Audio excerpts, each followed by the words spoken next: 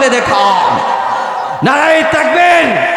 আল্লাহ আপনি ক্যামেরা বন্দি করে রাখেন, হাসরের ময়দানে তাদেরকে তার জন্য নাজাতের জন্য জরিয়া বানায় দেন। এটা তো ওয়াসসালাতু আলা নবিহি ওয়াল ওয়াজনি ওয়াল আদলি ওয়াল ফাযলি ওয়ান নাজমি ওয়াল আজমি ওয়াল জাযম بوحدته بكبريائه بسلطان وبإعلان وبيان في فرقان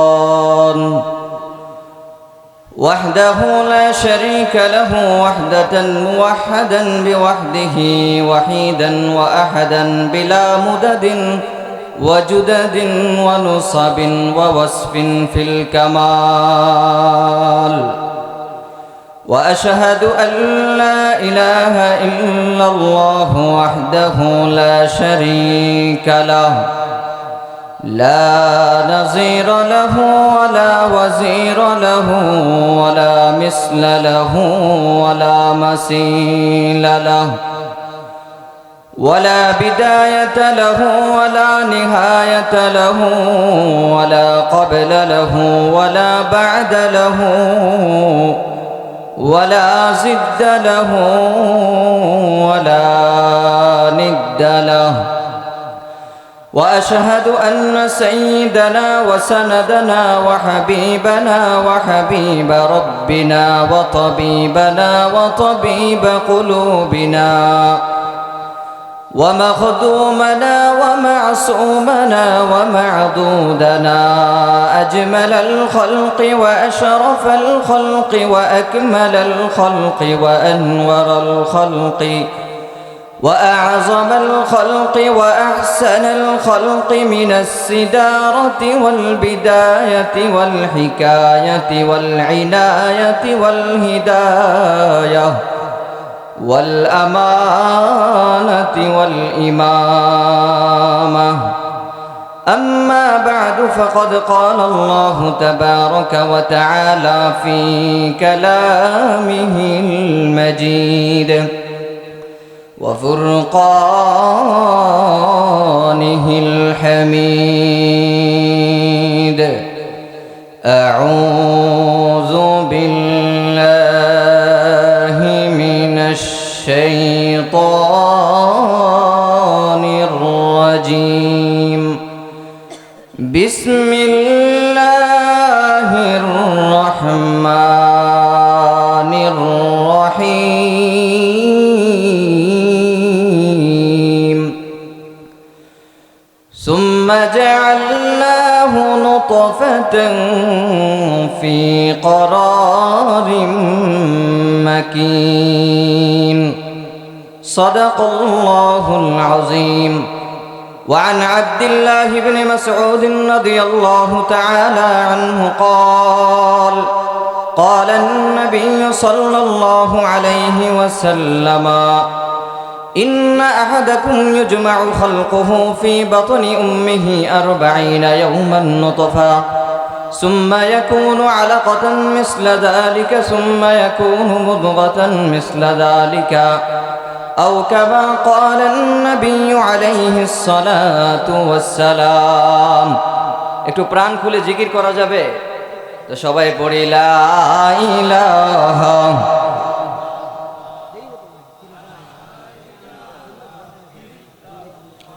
লা ইলাহা আর জোরে আসমান জমিন গায়রুল্লাহ বাজার মাজার গায়রুল্লাহ ওহে মুমিন সিজদা করো এক আল্লাহ বলো লা ইলাহা লা ইলাহা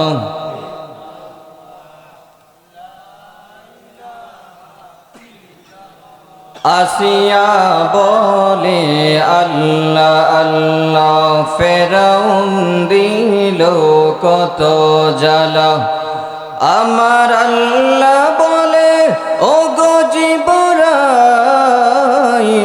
খুলিয়া দাও জান্নাতের তালা লা ইলাহা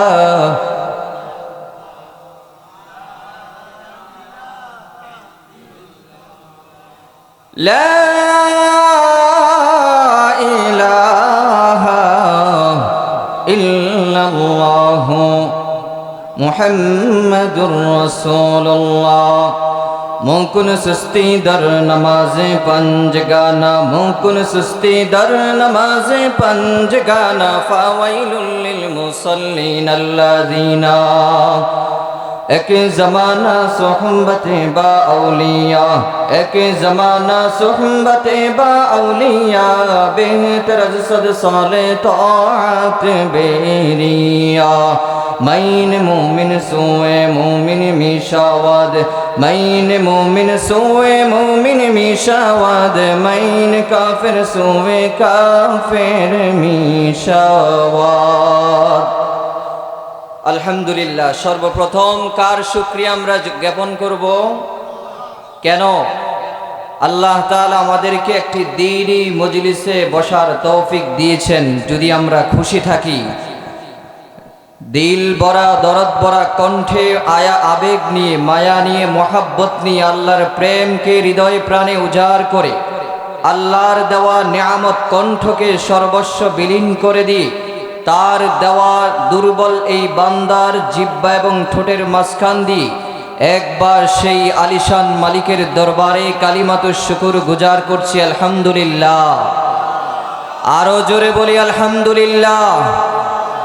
যারা এখনো মাহফিলের প্যান্ডেলের বাইরে আছে তারা মনে করতেছে মনে হয় মাহফিলের ভিতরে মানুষ নাই। আমরা তাদেরকে প্রমাণ করে দিতে চাই, এই শব্দের মানুষ আমরা কম হই বেশি হই এটা আমাদের কোনো মুখ্য বিষয় নয়। আমরা জয় কজন মানুষে দিনের পরিবেশে আছি। এই এলাকার বৃদ্ধ থেকে শুরু করে, যুবক থেকে শুরু করে, শিশু কিশোর থেকে শুরু করে সব শ্রেণীর মানুষদেরকে আহ্বান আমরা শোনাতে চাই, আমরা সবাই ইসলাম প্রেমী, সবাই কোরআন প্রেমী। তাই আমরা যারা মাহফিলে আসতে পেরেছি আমরা খুশি। এই কারণে কালিমাতুশ শুকুরটা খুশির মতো উচ্চারণ হবে। আরো জোরে বলি আলহামদুলিল্লাহ। এই এলাকার মানুষ, এই এলাকার যুবক, এই মাহফিলটা করা হচ্ছে যুব কল্যাণ সংস্থা এবং এলাকাবাসীর উদ্যোগে। তাই আমি যুবকদের সমীপে খেদমত আরজে, তাদের খেদমতে আরজ করছি, যুবকদের আগমনে আজকের এই মাহফিলটা আরো সুন্দর থেকে সুন্দর হোক। আপনারা কি চান কি চান না? জোরে চান, আরো জোরে আওয়াজ দিতে হবে। চান কি চান না? তাহলে একবারে নারায়ে তাকবীরের আওয়াজ দেয়, নারায়ে তাকবীর। আরো জোরে বলতে হবে নারায়ে তাকবীর। সম্মানিত হাজিরিন, আমরা সংক্ষিপ্ত সময়ে কথা বলবো। এক সময় আমরা কি পৃথিবীতে ছিলাম? আমি যতক্ষণ সময় কথা বলবো আপনাদের কাছে একটা রিকোয়েস্ট করব। I very humble to request to you, everybody should answer the question. আমি যখন কোনো প্রশ্নের জবাব আপনাদেরকে জিজ্ঞাসা করবো আমাকে সাপোর্ট দিতে পারবেন তো ইনশাআল্লাহ? আজকের আলোচনার বিষয় হলো মানব সৃষ্টির রহস্য। আমরা কোত্থেকে আসলাম, কিভাবে আসলাম, কেন আসলাম, এর মধ্যখানে রয়েছে বিশাল ইতিহাস। আচ্ছা, আমরা এই পৃথিবীতে আসার আগে কি ছিলাম কেউ বলতে পারবেন? কিছুই ছিলাম না। ছিলাম কিছু? হাল আতা আলাল ইনসানি হিনুম মিনাদ দাহরি লাম ইয়াকুন শাইআম মাযকুরা। আল্লাহ তাআলা ডাক দিয়ে বলে, মানুষ শোনো শোনো, এই পৃথিবীতে আসার আগে তোমার পরিচয় কি ছিল? তোমার পরিচয় দিবার মতো কিছুই ছিল না। পরিচয় তো দূরের কথা, উল্লেখ করার মতো কিছুই ছিল না। তাহলে আমি আপনি আসার আগে উল্লেখ করার মতো কি ছিলাম না? কিছুই ছিলাম না। আমার আদি পিতার নাম কি? আদম আলাইহিস সালাম। ওনাকে আল্লাহ তাআলা তিনটা ক্যাটাগরিতে সৃষ্টি করেছেন। কয়টা ক্যাটাগরি? তিনটা ক্যাটাগরি। প্রথমে আজরাইলকে অর্ডার করলেন, যাও সারা পৃথিবী থেকে বিভিন্ন শ্রেণীর মাটি তুমি নিয়ে আসো। সে যা পারছে, যত ধরনের মাটি আছে, এঁটেল মাটি, কাদা মাটি, ঠনঠনে শুকনো মাটি, সাদা মাটি, কালো মাটি, যত ধরনের মাটি আছে সব আল্লাহর কাছে নিয়ে বলে, রব্বাই আমি উপস্থিত হয়েছি মাটি নিয়ে, এবার আপনার কি অর্ডার? তোমার কিছু করা লাগবে না, এবার আমি বলছি কি করা লাগে। মাটি, প্রথম মাটিটা দিলেন এঁটেল মাটি, খুব আঠালো, তিনি লাজিব, এঁটেল মাটি খুব আঠালো, ধরা যায় না, পিছলা খেয়ে চলে যায়, এটা দিয়ে কোনো কিছু নির্মাণ করা যাচ্ছে না, সৃষ্টি করা যাচ্ছে না। এবার আসমানকে অর্ডার করলেন, আসমান তুমি তার উপরে আমতিরি আলাইহি আরবাঈনা সানা, 40 বছর বৃষ্টি বর্ষণ করো। করার পরে এটা হয়ে গেছে হামাইম মাসনুন, কাদা মাটি। দ্বিতীয় স্টেপে কি হলো? এটা কাদা মাটি। কাদা মাটি হওয়ার পরে তারপরে দেখলেন এটা খুব কাদা, এটা ধরলো এটা হয়ে যায়, ভিজে যায়, পিছলে যায়। তারপরে সূর্যকে অর্ডার করলেন, ইয়া শামস হাররিকি আলাইহি আরবাঈনা সানা, 40 বছর এটার উপর তুমি সূর্যের কিরণ দাও। তারপরে এটা হয়ে গেল সালসালিন কাল ফাখর, ঠনঠনে শুকনো মাটি। তারপর এটা এই যে এরকম এরকম আওয়াজ হয় টিপ দিলে, কিন্তু এটা মূর্তির মতো কথা বলতে পারে না, কিছুই করতে পারে না, কারণ একটা মাটি তৈরি। এরপরে আল্লাহ তাআলা ডাক দিয়ে ফেরেশতাকে বললেন, এই ঠনঠনে শুকনো মাটিতে আমার দেওয়া ফুৎকার, আমার দেওয়ারও তার মধ্যে দিয়া দাও। দিয়ে দেওয়ার পরে এবার আদম কথা বলে আর জিকির করে, আল্লাহ আল্লাহ আল্লাহ আল্লাহ। কি জিকির করে? এবার কি হয়ে গেছে? মানুষ হয়ে গেছে। কি হয়ে গেছে? আমার কথা যদি বুঝে থাকেন তাহলে বলুন তো, কয়টা মাটি এখানে ব্যবহার করেছেন? 3টা মাটি। আমাদের কি যে আল্লাহ তাআলা বানিয়েছেন, আমাদেরকে এখানে 3টা স্টেপে আল্লাহ তাআলা আমাদেরকে বানাইলেন। প্রথমে বাবার থেকে বীর্য নিয়ে মায়ের গর্ভে দিলেন, সুম্মা জাআলনাহু নুতফাতান ফি করারিম মাকিন, সুম্মা খালাকনান নুতফাতা আলাকা, স্পাউডাম, blood clot and finally little flesh. প্রথমে দিলেন বীর্য, আমাদেরকে বানালেন, মায়ের গর্ভে বীর্যটাকে নিলেন, এটাকে রক্তপিণ্ড বানালেন, তারপরে মাংসপিণ্ডতে রূপান্তর করলেন। সেখানেও 3টা স্টেপ আমাদেরকে পার করতে হয়েছে। কয়টা স্টেপ? 3টা স্টেপ আমাদেরকে পার করতে হয়েছে। এরপরে আল্লাহ তাআলা ডাক দিয়ে বলেন, মায়ের গর্ভে বীর্যটা প্রবেশ করার পরে নিয়োজিত ফেরেশতা আল্লাহকে ডাক দিয়ে বলে, আল্লাহ গো, এই বীর্য কি কাজে লাগাবো না অচল করে দিব? সব বীর্যতে কি বাচ্চা হয়? যেখানে আল্লাহর হুকুম আছে সেটা দিয়ে হয়। অর্ডার যখন আসে, এই বীর্য তুমি কাজে লাগাও। এবার ফেরেশতা আল্লাহর কাছে ফরিয়াদ জানায়, আল্লাহ ছেলে সন্তান দিব নাকি মেয়ে সন্তান দিব? সুন্দর বানাবো নাকি কালো বানাবো? লম্বা বানাবো নাকি চিকনা বানাবো? খাটো বানাবো? পায়ের আঙ্গুল কয়টা দিব? হাতের আঙ্গুল কয়টা দিব? এটা বলে ফরিয়াদ করে কার কাছে? এবার আল্লাহ তাআলা ডাক দিয়া বলে, ফেরেশতারা রে আমার, লৌহে মাহফুজে একটা বোর্ড টাঙ্গানো আছে, ওই বোর্ডের দিকে তাকাও। প্রত্যেকটা মানুষের 50,000 বছর আগে আমি ওই বোর্ডের মধ্যে বিস্তারিত দেহ অবয়ব বর্ণনা করে দিয়েছি। ওটা দেখে দেখে তার অবয়ব তুমি বানানো শুরু করে দাও। খুব সুন্দর না? কয় হাজার বছর আগে। তাহলে আমি আর আপনি আমার পৃথিবীতে আসারও 50 বছর আগে লৌহে মাহফুজে আমার বিস্তারিত সব কিছু আল্লাহ তাআলা ওই বোর্ডে লিখে দিয়েছেন। সুবহানাল্লাহ। এবার আরো মজার কাহিনী হলো, এই পৃথিবীতে আল্লাহ তাআলা সূর্য বানাইলেন, চন্দ্র বানাইলেন, গ্রহ নক্ষত্র বানাইলেন, আসমান বানাইলেন, জমিন বানাইলেন। আল্লাহ বলে, এই সব কিছু বানানোর মধ্যে আমি আল্লাহ কোনো আমার হাত ব্যবহার করি নাই। এই পৃথিবীতে মানুষ একমাত্র প্রাণী যাকে আমি বানাইতে গিয়ে আমার কুদরতি হাতের ব্যবহার সেখানে আমি লাগিয়েছি। قال يا إبليس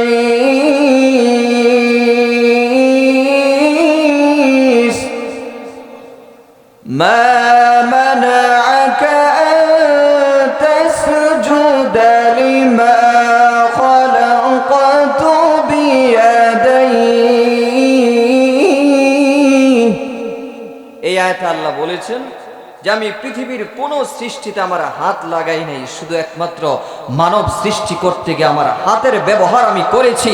এই কথার বুঝান দেওয়ার জন্য, জানান দেওয়ার জন্য সারা পৃথিবীতে যত কিছুই আমি বানিয়েছি, কোটি কোটি নিয়ামত, তার সবচেয়ে দামি এবং গুরুত্বপূর্ণ নিয়ামত হলো মানুষের সৃষ্টি।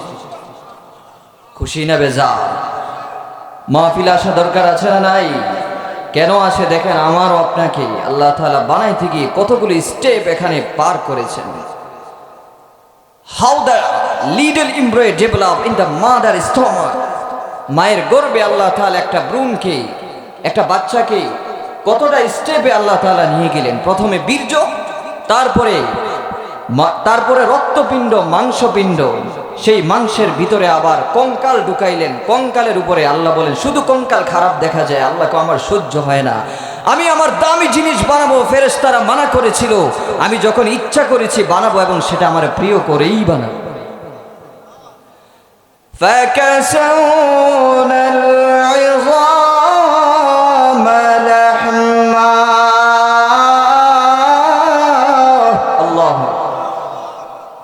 আল্লাহ কয়, শুধু হাড্ডিটা দেখতে আমার কাছে ভালো লাগে না। তারপরে আল্লাহ কি করলেন, এই হাড্ডিটার উপরে গোশতের আবরণ দিলেন। কিসের আবরণ? আচ্ছা বলেন, শুধু গোশত যদি না ঢাকা হয়, এই গোশতের ভিতরে মশা মাছি পোকামাকড় ধরবে কিনা? আল্লাহ কয়, না না না, আমার কাছে এটা ভালো লাগে না, আমি এই গোশতটাকে আবার চামড়ার আবরণ দ্বারা ঢেকে দিলাম। সুবহানাল্লাহ। শুধু ডাকছেন, রু তো এখনো ফুক দেওয়া হয়নি। عن عبد الله بن مسعود رضي الله تعالى عنه قال قال النبي صلى الله عليه وسلم إن أحدكم يجمع خلقه في بطن أمه 40 يوما نطفا ثم يكون علقة مثل ذلك ثم يكون نطفة مثل ذلك فيرسل الله إليه الملك فينفخ فيه الروح سبحان الله। তারপরে আল্লাহ তাআলা রূহ দিয়ে দিলেন। এবার বান্দা জীবিত হয়ে গেছে মায়ের পেটে। কোথায়? 10 মাস 10 দিন গর্ভে থাকার পরে স্মুথলি আল্লাহ তাআলা পৃথিবীতে আমাকে পাঠাইলেন। সুবহানাল্লাহ।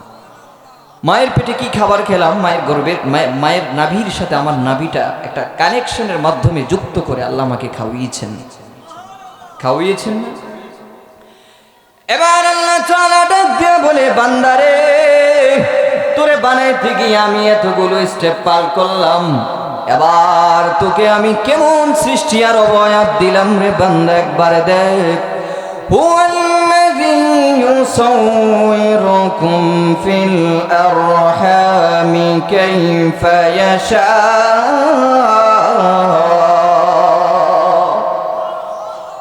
বান্দা, যেভাবে আমি আল্লাহ চেয়েছিলাম তোকে সুন্দর দেখা যায়, ঠিক ওইভাবেই আমি তোমাকে বানাইলাম। আল্লাহ তাআলা ডাক দিয়ে বলে, বান্দারে, যেখানে 3.5 হাত বডির মধ্যে যেখানে যা সেট আপ করার প্রয়োজন আমি সেট আপ করে দিলাম। সারা পৃথিবীর মধ্যে যতগুলো গুরুত্বপূর্ণ নিয়ামত আছে, তার মধ্যে সবচেয়ে বড় এবং গুরুত্বপূর্ণ নিয়ামতগুলা তোর 3.5 হাত ছোট বডিটার মধ্যে আমি সমারোহ করলাম। আল্লাহ বলেন, যেখানে শোনার জন্য আমি কান দিলাম, শোনার জন্য কান দিলাম, কথা বলার জন্য জবান দিলাম, দেখার জন্য চোখ দিলাম, ঘ্রাণ নেওয়ার জন্য নাক দিলাম, খাবারের জন্য মুখ দিলাম, ধরার জন্য হাত দিলাম, চলার জন্য পাও দিলাম। যেখানে যা কিছু সেট আপ করার প্রয়োজন আল্লাহ সেট আপ করে দিলেন আর ঘোষণা দিয়ে দিলেন, লাকাদ খালাকানাল ইনসানা ফি আহসানি তাকওয়িম। আল্লাহ বলে, দেখো জ্যোৎস্না রাতের চাঁদের আলো কি ঝিকমিক করে, দিনের সূর্য কেমন আলো দেয়, মানুষ পথ দেখে সবকিছু সুন্দর দেখাতে পারে, কিন্তু মানুষ তোমাকে এতটাই সুন্দর করে বানিয়েছি, সব কিছুর সৌন্দর্য তোমার সৌন্দর্যের কাছে ম্লান হয়ে যায়। কি হয়ে যায়? হার মেনে যায় সব সৌন্দর্যের কাছে। আমার সৌন্দর্যের কাছে সব সৌন্দর্য কি মেনে যায়? হার মেনে যায়। এটা তো আল্লাহ তাআলা আমাকে বিভিন্ন স্টেপে পৃথিবীতে আনলেন। আনার পরে দেখেন আল্লাহ কি বলে এখানে, এবার আমি ছোট বাচ্চা, তাই না? এবার বান্দা চিৎকার করে, কারণ আগে তো মায়ের গর্ভে খাইছে, এখন কি খাইব? মা পৃথিবীতে আসার পরে নাভির যেই কি বলে এটাকে, নার্ভটা কেটে দেওয়া হয় না, চিৎকার করে আয় খাবো কি এখন। ফি যুলুমাতিন সালাস, তিনটা অন্ধকারের পরে আল্লাহ পৃথিবীতে পাঠাইলেন। কয়টা অন্ধকার? এক নাম্বার মায়ের পেট, দুই নাম্বার গর্ভ রেহেম, যেটার মধ্যে বাচ্চাটা এসে জমা হয়, রেহেম বলে হয় আর কি এটাকে। আরেকটা হলো রেহেমের ফুল। আল্লাহ তাআলা বলেন তিনটা অন্ধকারের পরে পৃথিবীতে পাঠালাম, আর বান্দা এসে চিৎকার করে। আল্লাহ তাআলা ডাক দেয়া বলে, বান্দারে চিৎকার করার দরকার নাই, আগে তো দুনিয়ার পচা খাবার খেয়েছো, এখন আমি তোমার মায়ের স্তনের মধ্যে আমার কুদরতি দুধের ব্যবস্থা তোমার জন্য করে দিয়েছি। মানে খাবারের কোনো অভাব নাই, সে যখনই কান্না করে মা তার কুদরতি, আল্লাহর কুদরতি খাবার সে ভোগ করতেই আছে, ভক্ষণ করতেই আছে। সুবহানাল্লাহ। ডাক্তাররা কি বলে যে ছোট সময়ে বাচ্চা যখন মায়ের গর্ভের দুধ খায়, এর থেকে উত্তম খাবার আর কিছু হতে পারে না। শুনেছেন আপনারা?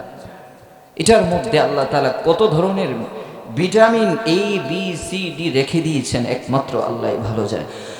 আর ডাক দিয়ে বলে, ফাতাবারাকাল্লাহু আহসানুল খালিকিন। বান্দারে আমার সৃষ্টি কত সুন্দর, তোর মাধ্যমেই আমি পৃথিবীতে প্রকাশ করে দিলাম।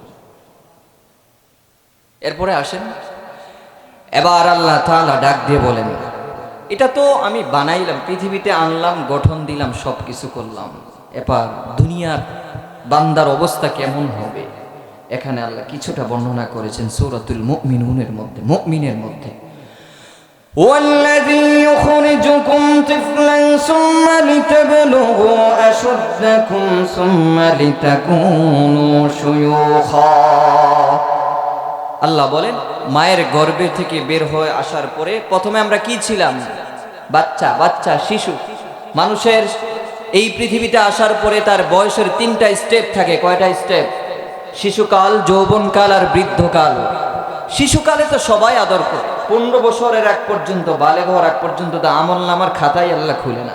আল্লাহ কয়, বান্দা এই সময় তোর সাথে আমার কোনো মুআমেলা নাই, তুই শুধু খাবি আর ফুর্তি করবি, খাবি আর ফুর্তি করবি।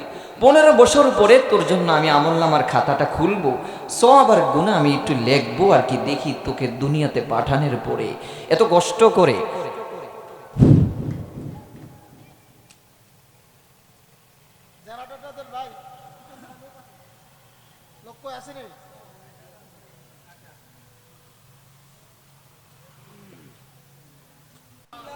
এই যে বিদ্যুৎ চলে গেল, মাস শেষে কি বিদ্যুতের বিল গুনতে হয় না? কিন্তু আল্লাহর দেওয়া আসমানে যে একটা সূর্য ফিট করে আমাদেরকে বিদ্যুৎ দিতেছে, জীবনের শুরু থেকে এই পর্যন্ত কয়দিন বিল দিছি? আল্লাহ তাআলা চায় নাই, আল্লাহ বলে একটু ইবাদত কর আর আমাকে আল্লাহ বলে ডাকবে, এতেই আমি খুশি। আজকের মাহফিলের প্রধান বক্তা রিজওয়ান রফিক সাহেব একটু ফোন দিছে। হ্যাঁ, আসসালামু আলাইকুম। কোথায় আছেন?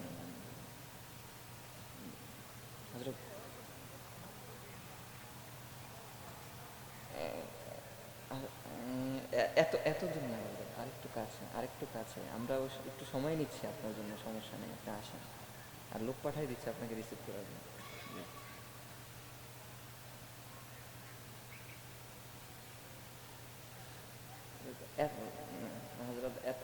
এত দূরে না, আরেকটু কাছে হবে, এত দূরে না, আরেকটু কাছে আমি আসছি তো। জি জি জি জি জি ঠিক আছে ইনশাআল্লাহ। জি জি ঠিক আছে ইনশাআল্লাহ, ঠিক আছে। আচ্ছা।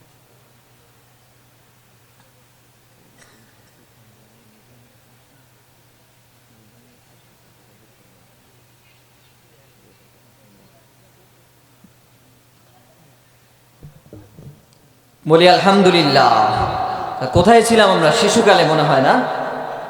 তো যেহেতু সময় কম, তো আমি প্রত্যেকটা পাঠ খুলে বলতে পারছি না, আমি একটু আপনাদেরকে টাচ দিয়ে যাচ্ছি একটু সংক্ষেপে। শিশুকালে মায়ের আদর পাওয়া যায়, কিন্তু এই সময় তো আমাদের থেকে দুনিয়াবি কোনো ফায়দা হাসিল করা যায় না। তখন কি আমরা কামাই করতে পারি? কামাই করতে পারি না। কিন্তু এরপরে আল্লাহ তাআলা ডাক দিয়ে বলে, বান্দারে সুম্মা ইউখরিজুকুম তিফলান সুম্মা লিতাবলুগু আশুদ্দাকুম সুম্মা লিতাকুনু শুয়ুখা। শৈশবকাল পার করে দেওয়ার পরে আমি যৌবনকালে তোমাকে পদার্পণ করাই। এই যৌবনকাল দুনিয়ার মানুষের কাছে যেমন দাম, আমি আল্লাহর কাছেও যৌবনকালের দাম আমি আল্লাহ রেখে দিয়েছি। This is turning point, most important point of human life. এই যৌবনকালটা হলো সবচেয়ে গুরুত্বপূর্ণ জিনিস। যৌবনকালে মানুষ কামাই করে না, বাবা চেয়ে থাকে ছেলের দিকে, যৌবনকালে ছেলে কামাই করবে। জামাই চেয়ে থাকে, জামার বা শ্বশুর বাড়ির লোকেরা জামার দিকে চেয়ে থাকে। জামাই ইতালিতে থাকে, স্পেনে থাকে, সৌদিতে থাকে, কাতারে থাকে, কুইতে থাকে, বা দেশে সরকারি কোনো ভালো একটা চাকরি করে চেয়ে থাকে। ছেলে সন্তান বাবার দিকে চেয়ে থাকে, তখন বাবার যৌবনকাল। তো দুনিয়ার মানুষের কাছে যৌবনকালের গুরুত্ব আছে না নাই? আছে না নাই? আল্লাহ বলেন দুনিয়ার মানুষের কাছে যৌবনকালের গুরুত্ব যেমন আছে, আমি খোদার কাছেও যৌবনকালের গুরুত্ব কোনো অংশে কম নয়। কারণ যৌবনকালে মানুষ চাইলে ইবাদত করতে পারে, চাইলে গুনাহ করতে পারে। গুনাহকে বাদ দিয়ে যদি ইবাদতে আসে, আমার কাছে সবচেয়ে পছন্দনীয় এটাই হয়ে যায়। এই জন্য আজকের মাহফিলের যুব সমাজদেরকে আমি বলে যাচ্ছি, আজকের এই মাহফিল যদি তোমার জন্য একটি নাজাতের জরিয়া হয়ে যায়, আজকের এই শব্দের মাহফিল যদি যুবকদের পদচারণায় মুখরিত হয়ে যায়, ইনশাআল্লাহ আমি সাক্ষ্য দিচ্ছি আজকের মাহফিলটাই সার্থক হবে এবং সফল হবে। আপনারা কি বলেন? কারণ বুড়া কালে তো এই সময় বুড়া মানুষ তো মনে করে আমার তো সময় শেষ, এই সময় ইবাদত ছাড়া কোনো গতি নাই। কারণ এই সময় মানুষ পরিবারের কাছেও বুড়া মানুষের কোনো দাম নাই, আছে নাকি? মুরব্বী হিসাবে একটু সম্মান করে, কারণ তখন কামাই টামাই যা আছে সব বন্ধ হয়ে যায়, কোনো দাম আছে নাকি? ওই ছেলেরে কয়, এখন তোর ঘরে খাই, কটা খাইলে খাওয়াবি, না খাইলে না, কিছু তো কই পারতাম না, কয়নি?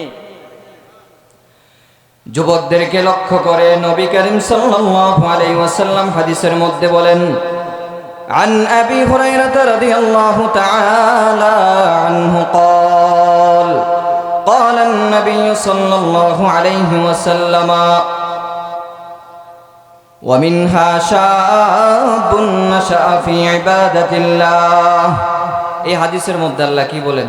আরশের ময়দান কোনো ছায়া থাকবে না, থাকবে হাসরের ময়দানে কোনো ছায়া থাকবে, একটা ছায়া থাকবে। এটা তো আপনারা জানেন, কিসের ছায়া? আরশের ছায়া। এই আরশের ছায়াতে আল্লাহ তাআলা ডাক দিয়া বলেন, এই আরশের ছায়াতে ওই সমস্ত যুবকদেরকে আল্লাহ বাইসা বাইসা আরশের নিচে ছায়া দিবেন, যারা যৌবনকালে মাহফিলের প্যান্ডেল সাজাইছে, যারা যৌবনকালে মাহফিলের প্যান্ডেল সাজায় এলাকার জন্য দ্বীনের একটি মার্কাজ চালু করে দিছে, যৌবনকালে মাহফিল সাজায়া এলাকার মানুষের জন্য হেদায়েতের একটি রাস্তা চালু করে দিয়েছে, যারা যৌবনকালে মাহফিল দেখে, কোরআনের আহ্বান শুনে, পয়গাম শুনে, মাহফিলের প্যান্ডেলে বক্তার সামনে এসে দুইটা কান খাড়া করাইয়া বক্তার মুখে কোরআনের পয়গাম শুনে হৃদয়টাকে আল্লাহর জন্য নিবেদিত করে যায়, মসজিদের ভিতরে নামাজের জন্য হাউমাউ করে গড়াগড়ি দিয়ে যাইতে থাকে, আর আল্লাহ আল্লাহ জিকির করতে থাকে। আল্লাহ বলে এই সমস্ত যুবকদেরকে হাসরের ময়দানে বেছে বেছে ডাইকা ডাইকা আমার আরশ আজিমের ছায়ার নিচে আমি মেহমানদারি করাবো। তাহলে যুবকরা এই ওয়াজ শুনলে তো আসার কথা। যুবকদের জন্য একটা তাকবীর দেই। হ্যাঁ, আমরা এখানে যারা আছি সব তো বৃদ্ধ, আপনাদের ছেলেরাই মাহফিলে আসলে আপনারা খুশি হবেন না বেজার হবেন? কারণ আমি কথা বিশ্বাস করি, বাংলাদেশের মানুষ ধর্মপ্রাণ মানুষ, এবং আমিও চাঁদপুরের সন্তান, চাঁদপুরের মানুষ আরো বেশি ধর্মপ্রাণ। এই আপনাদের যুবকরা যদি মাহফিলে এসে হেদায়েতের জন্য রাস্তাটা সহজ হয়ে যায়, খুশি না বেজার? আরো জোরে একবার তাকবীর দিতে হবে, নারায়ে তাকবীর, নারায়ে তাকবীর। যুবক, তোমাদের জন্য তাকবীর দিয়েছে তোমাদের বাবারা, চাচারা। আমি আশাবাদী কাল ক্ষেপণ না করে আজকের মাহফিলে তোমরা চলে আসবে ইনশাআল্লাহ। যুবক বয়সের ইবাদতটা বহুত দাম, বহুত দাম, এবং করা হুঁশিয়ারিও আছে। এই সময়ের হুঁশিয়ারিও আল্লাহ কর্রাভাবে দিয়ে দিয়েছেন। عن أبي برزة الأسلمي رضي الله تعالى عنه قال النبي صلى الله عليه وسلم لا تزول قدم ابن آدم يوم القيامة حتى يسأل عن خمس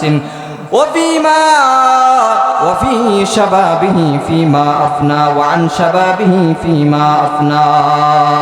এই হাদিসের মধ্যে আল্লাহ বলেন, কিয়ামতের আল্লাহ তাআলা বলেন রাসূল করিম সাল্লাল্লাহু আলাইহি ওয়াসাল্লামের জবানে, কিয়ামতের ময়দানে 5টা প্রশ্নের উত্তর দেওয়া ছাড়া কোনো মানুষ একটা কদমও লড়তে পারবে না। তার মধ্যে একটা হলো ওই যুবক তার যৌবনকাল কোন কাজে ব্যয় করেছে, এই প্রশ্নের উত্তর দেওয়া ছাড়া একটা কদমও সামনে লড়তে পারবে না। আল্লাহু আকবার, কত বড় হুমকির কথা। তো যুবক বয়সের ইবাদতটা দামি কেন? কারণ যুবক বয়সের দুনিয়ার মানুষের কাছে যৌবনকালটা যেরকম দামি, আল্লাহ বলেন যুবক বয়সের ইবাদতটাও আমার কাছে তেমন দামি। তো যৌবনকাল তো শেষ, এবার কোন কাল? বুড়া কাল। একই ঘরের খাবার খেয়ে আমি হয়ে যাই, একই ঘরের খাবার খেয়ে আমার চামড়াটা দিন দিন বইটা যায়, আমার ছেলের চামড়াটা দিন দিন টকবগে হয়। একই ঘরের খাবার খেয়ে আমার চুলগুলো সাদা হয় আর আমার ছেলের চুলগুলো শুভ্র কালো হয়, কচকচে কালো। কারণ কি? আল্লাহ তাআলা ডাক দিয়ে বলে, বান্দারে জীবনের 3টা স্টেপ আমি তোমাকে দিলাম। শৈশবকাল শেষ, যৌবনকাল শেষ, এবার কোন কাল? বৃদ্ধকাল। এবার বৃদ্ধকাল। এই বৃদ্ধকালে ইবাদতের দাম নাই, তবে আছে দাড়ি পাকা মুরব্বী যদি আল্লাহর কাছে চায়, আল্লাহ বলে আমি শরমে ফেরত দিতে পারি না। শরমে কি দিতে পারি না? ফেরত দিতে পারি না। আল্লাহ তাআলা কত সুন্দর করে বানাইলেন। এই যে কুকুর, বিড়াল, শ্রীগাল, এই যে বুড়া হয়, এরা কি লাঠি ধরে? লাঠি ধরেও? কেন ধরে না? নগরত ওই অবস্থায় আল্লাহ বানাইছে। আল্লাহ তোমার যদি আমি আগে ছিল এরকম সোজা, এখন হয়েছে বাঁকা, বোঝো না? কবরে তোমার পাও চলে গেছে। আল্লাহ তাআলা ডাক দিয়ে বলে, বান্দারে তোমাকে আমি এত সুন্দর করে মায়ের পেট থেকে দুনিয়াতে পাঠাইলাম, তারপরে 3টা কাল দিলাম। 3টা কাল দেওয়ার পরে হাসরের ময়দানে আমি তোমাকে জিজ্ঞেস করব, আওয়ালাম নুআম্মিরকুম মা তাযাক্কারু ফীহি মান তাযাক্কারা জাআকুমুন নাযীর। হাসরের ময়দানে কাঠগড়ায় দাঁড়া করে বলে, বান্দা এদিকে আয়, কি আমল নিয়েছো এদিকে আয়। 60 বছরের 70 বছরের যে আল্লাহর সামনে দাঁড়াবে, আর অজুহাত দিতে পারবো না। আল্লাহ বলবে, আমি কি ইবাদত করার মতো, আমাকে চিনার মতো, জানার মতো সময় কি আমি তোমাকে দেই নাই? 60-70 জিন্দেগি কি তোমার জন্য যথেষ্ট ছিল না?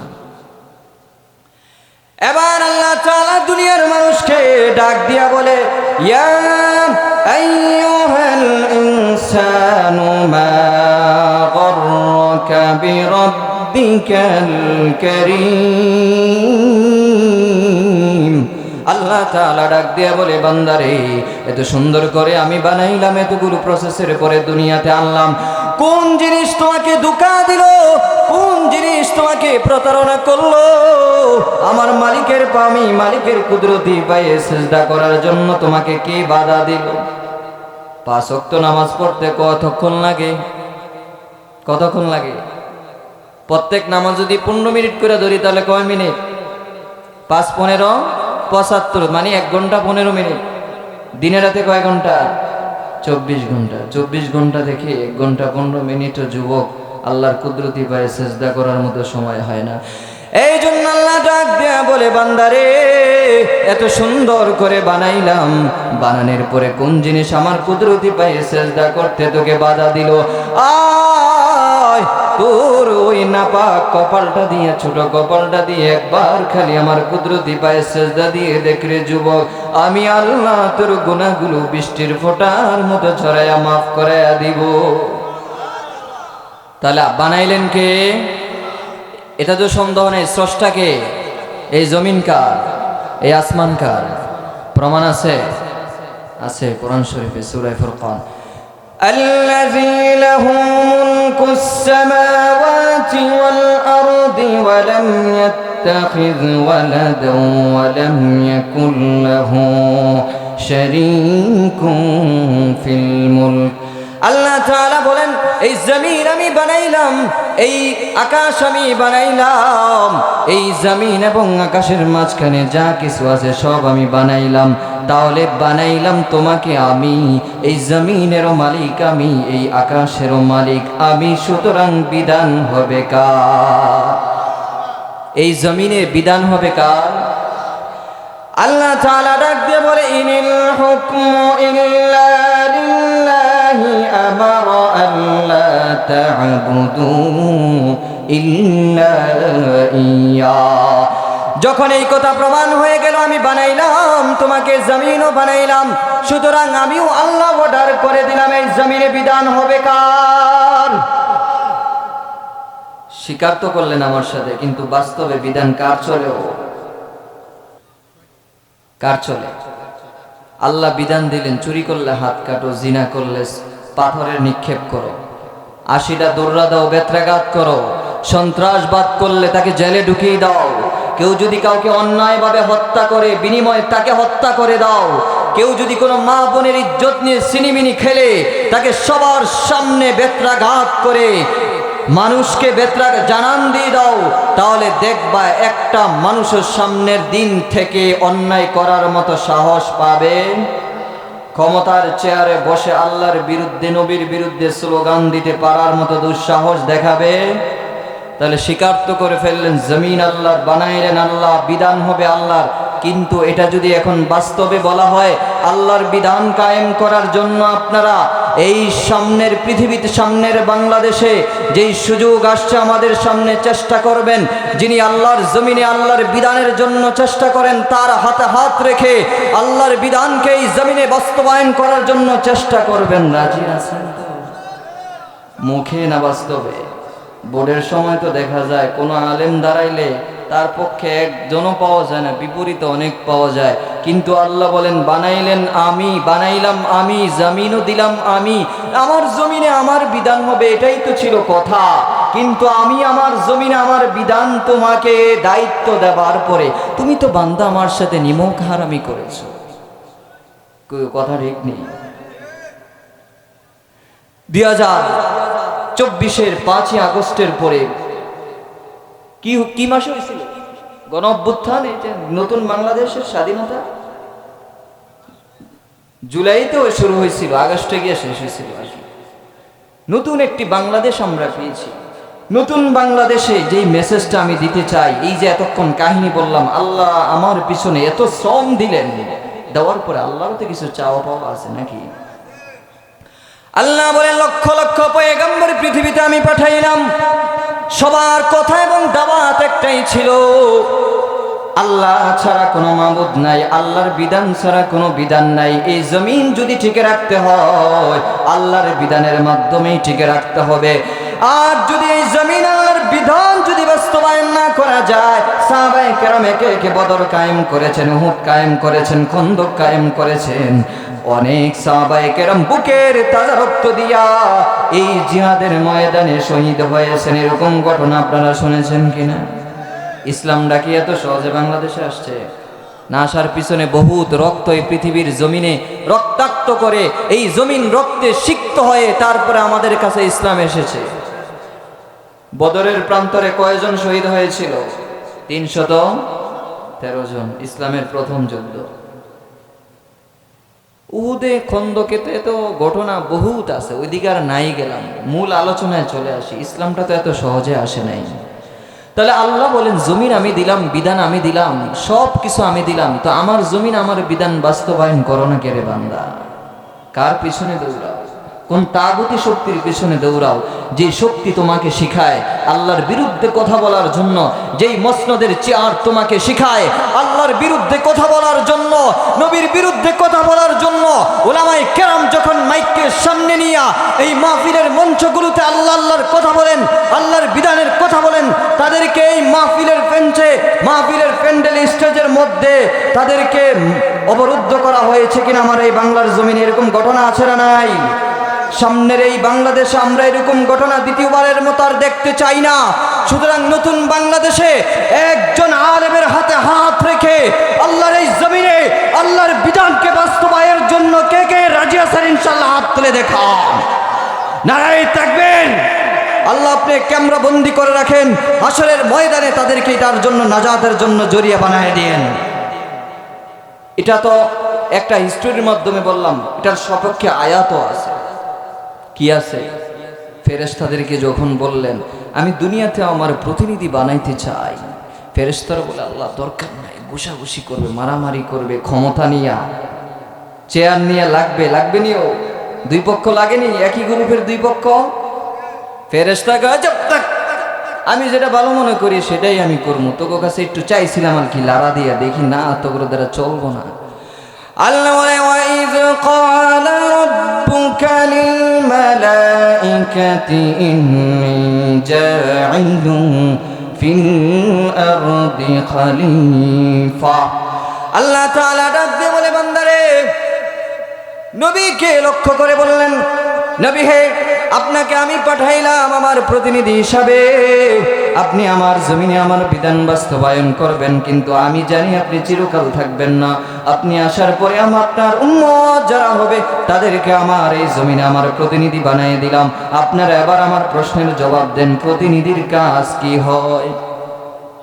নেতার কাজ, যে প্রতিনিধি কাকে বলে? ধরেন আমি নেতা, আমি যেই কোনো কারণে দেশের বাইরে গেছি, আমার একজন প্রতিনিধি আমি দিয়া গেলাম, তার মানে আমার যেই কাজ প্রতিনিধিরও সেই কাজ। তাফসীর বলছেন, তাহলে নবী দুনিয়াতে নাই, আমাদেরকে প্রতিনিধি বানায় দিলেন, নবীর যেই কাজ আমাদেরও সেই কাজ। আমার নবী কিসের বিরুদ্ধে তার পুরা 63 বছর জিন্দেগি করছেন? তাগুতের বিরুদ্ধে লড়াই করে আল্লাহর এই জমিনকে তাগুত মুক্ত করে আল্লাহর বিধান তিনি এই পৃথিবীতে বাস্তবায়ন করে মাদানী সনদে পুরা আরব ভূখণ্ড চালাইছেন কিনা, যেটাকে বলা হয় আল খিলাফা আলা মিনহাজিন নবুওয়া। নববী সনদে সারা পৃথিবীর রাজত্ব কায়েম হবে এবং এটাই চলবে। বলুন তো 1500 বছর আগে যেই মানুষগুলো একজন গর্ভধারিণী মা যদি হেঁটে যেত, প্রতিযোগিতা লাগতো এটার পেটে কি আছে, ধরেন 10,000 5,000 টিয়াল বিট লাগতো, যে এটার গর্ভের ভিতরে পোলা সন্তান আছে, আরেকজনের করে মেয়ে সন্তান আছে, দুইটা একবার ফাইরা নিত, ফাইরা একবারে দেখতো। এরকম ছিল অবস্থা। যাদেরকে কোরআনী রাজ কায়েম করে এই পৃথিবীতে কোরআনী শাসন কায়েম করে এমন একটি ভূখণ্ড উপহার দিয়েছিলেন, বাঘ আর হরিণ এক ঘাটে পানি খাইতে বাধ্য হয়েছিল এবং তারা সোনার মানুষে পরিণত হয়েছিল, যাদের শানের সাদ হয়েছে রাদিয়াল্লাহু তাআলা আনহুম ওয়া রাদু। আর লাগবে না, আমি তোমাদের প্রতি সন্তুষ্ট হই। তো আমি যেটা বুঝাইতে চাইলাম, আমাদের বাংলাদেশে এমন একটি প্রেক্ষাপট তৈরি হয়ে গিয়েছে, অন্তর্বর্তীকালীন সরকারের মাধ্যমে এই দেশ শাসিত হচ্ছে। আমি আর আপনাকে যদি জিজ্ঞাসা করি আপনারা কেমন বাংলাদেশ চান, সবাই বলবেন এমন একটি বাংলাদেশ চান যে বাংলাদেশের একবারে টেকনাফ থেকে তেতুলিয়া, রূপসা থেকে পাতুরিয়ার 56,000 বর্গ মাইলের ভিতরে পুরাটা ভূখণ্ডের প্রতিটা পরতে পরতে শান্তি বিরাজমান করবে, এমন বাংলাদেশই তো আপনারা চাইবেন। জিজ্ঞেস করলে কি কথা ঠিক নিও? নাকি আপনারা অশান্ত বাংলাদেশ চান, শান্তিপূর্ণ বাংলাদেশ চান না? তো শান্তিপূর্ণ বাংলাদেশ চাইতে হলে তো শান্তির কাজই করতে হবে। মদের দোকানে গিয়ে যদি দুধ খুঁজি, মদের দোকানে গিয়ে যদি মধু খুঁজি, মধু পাওয়া যাবে? কি পাওয়া যাবে? মদ পাওয়া যাবে। শান্তি যেখানে, সেখানে গিয়ে যদি শান্তি না খুঁজে আরেক জায়গায় শান্তি খুঁজে, ওখানে শান্তি পাবো কিভাবে? আমি বলি, এবং এটাই চিরবাস্তব কথা, ক্ষমতার চেয়ার পরিবর্তন হয়েছে। বাংলাদেশের 54 বছরের স্বাধীনতার এই সময়ে আমি নাম ধরে বলছি, আওয়ামী লীগ শাসন করেছে, বিএনপি শাসন করেছে, জাতীয় পার্টি শাসন করেছে, এই ক্ষমতার চেয়ার পরিবর্তন হয়েছে, কিন্তু বাংলাদেশের মানুষের ভাগ্য পরিবর্তন হয় নাই। যদি ভাগ্য পরিবর্তন করতে হয়, কোনো তাগুতি শাসন আমরা দেখতে চাই না, কোরআনী শাসন আমরা দেখতে চাই। কোরআনী শাসন দ্বারা মানুষের ভাগ্য পরিবর্তন করা যাবে, এটার সাক্ষ্য 1500 বছর আগেও ছিল, এখনো আছে। না কোরআন পরিবর্তন হয়ে গেছে? কেউ রাগ করলেন, ও যে রাজনীতির কথা শুরু করে দিয়েছেন। ভাই রাজনীতি না, আমি যদি আপনাকে জিজ্ঞাসা করি ভাই শান্তিপূর্ণ বাংলাদেশ চান, বুকে হাত দিয়ে বলেন তো একজন মুসলমান হিসাবে কোরআনী শাসন ছাড়া জীবনে শান্তি কায়েম করা যাবে? ধরেন আমি আপনাকে হত্যা করলাম শত্রুতা বশত, কোরআন বলে আমি যদি আপনাকে অন্যায়ভাবে হত্যা করি, বিনিময়ে আমাকেও হত্যা করে দেন, কিন্তু বর্তমান আইন কি? যদিও তাকে জেলে নেয়, কিন্তু টাকার বাহাদুরি থাকলে বলেন তো জেলখানা কি আটকে রাখতে পারে? তো আমি জেলখানাতে বাইর হইয়া আবার যে হত্যা করুম না, এটার কি গ্যারান্টি আছে? কিন্তু কোরআন বলে হত্যা করলে বিনিময়ে হত্যা করে দাও। দেখবেন একটা হত্যাকাণ্ড যদি পৃথিবীতে ঘটে আর কোরআনের আইন মানা হয়, নেক্সট টাইম দ্বিতীয়বার কোনো মানুষ সে সাহসও করবে না আর কাউকে হত্যা করার চিন্তা মাথায় আনতে, করবে তো দূরের কথা। ঠিক না বেঠিক? হ্যাঁ, কি কথা ঠিক নেই?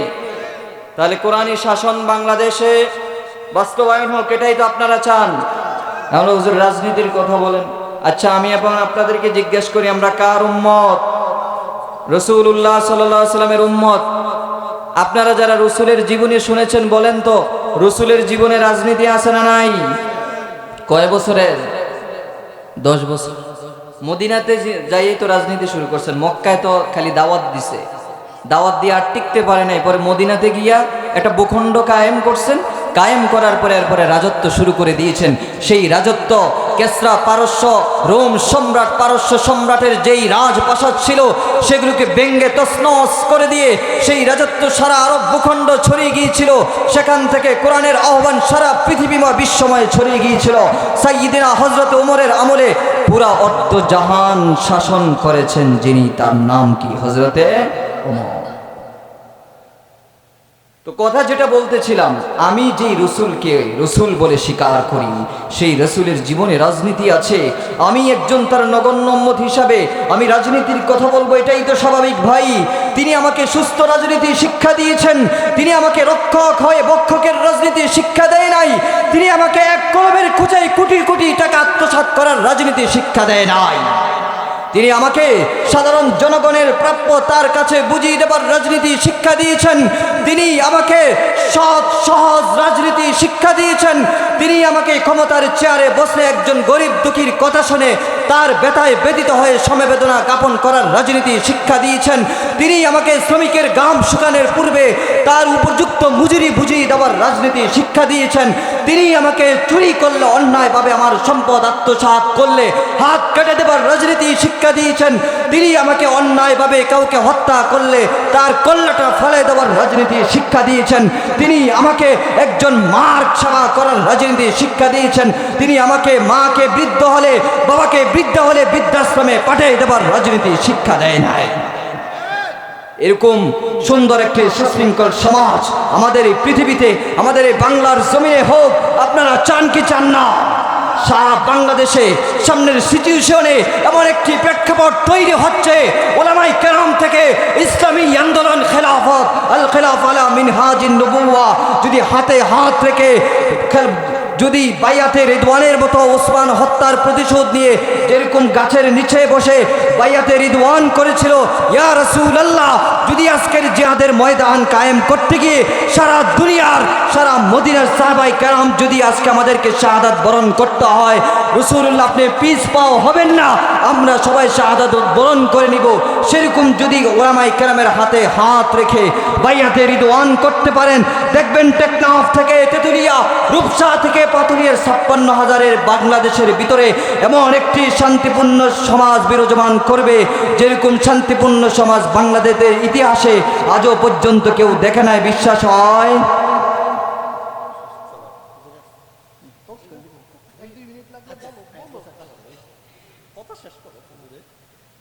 যতটুকু সময় কথা বললাম, যে একটা ক্লিন মেসেজ আপনাদেরকে দিতে চাইলাম,